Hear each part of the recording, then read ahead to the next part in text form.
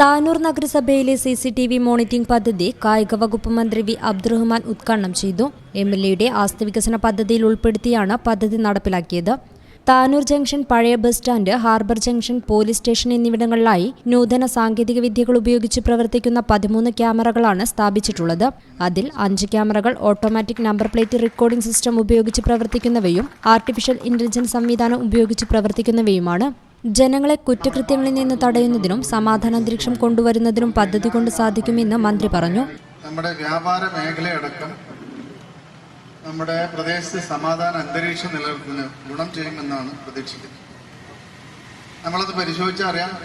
കഴിഞ്ഞ കുറച്ച് വർഷങ്ങൾക്ക് മുമ്പാണ് താനൂർ നഗരത്തിൽ ആദ്യമായി കടകൾ കൊള്ളയടിക്കുന്ന രീതിയിലുള്ള സംഭവങ്ങളൊക്കെ ഉണ്ടായത്.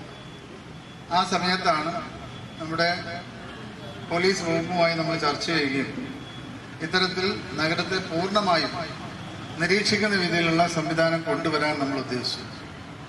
ഇന്ന് അതിൻ്റെ 1ാം ഘട്ടം പൂർത്തീകരിച്ചിരിക്കുകയാണ്. അടുത്ത ഘട്ടത്തിലേക്കുള്ള പ്രൊജക്റ്റ് തയ്യാറാക്കി നമുക്ക് അതുകൂടി കൺട്രോൾ റൂമിൽ ഫിക്സ് ചെയ്യേണ്ടതുണ്ട്. അന്തരിച്ച Tanur control room SPO MP Sabaruddeen കുടുംബസഹായനിധി വിതരണവും KPHCS കുടുംബ ഇൻഷുറൻസ് പദ്ധതി തുക വിതരണവും കായിക വകുപ്പ് മന്ത്രി വി അബ്ദുറഹ്മാൻ നിർവഹിച്ചു.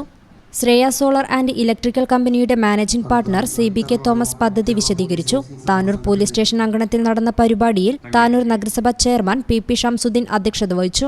Malappuram additional police superintendent K Bijumon, Tanur നഗരസഭ vice chairperson CK Subaida, councillor CKM Basheer, Tanur നഗരസഭ കൌൺസിലർ E കുമാരി തുടങ്ങിയവർ ചടങ്ങിൽ പങ്കെടുത്തു. DYSP VV ബെന്നി സ്വാഗതവും Tanur police station SHO J Mathew നന്ദിയും പറഞ്ഞു.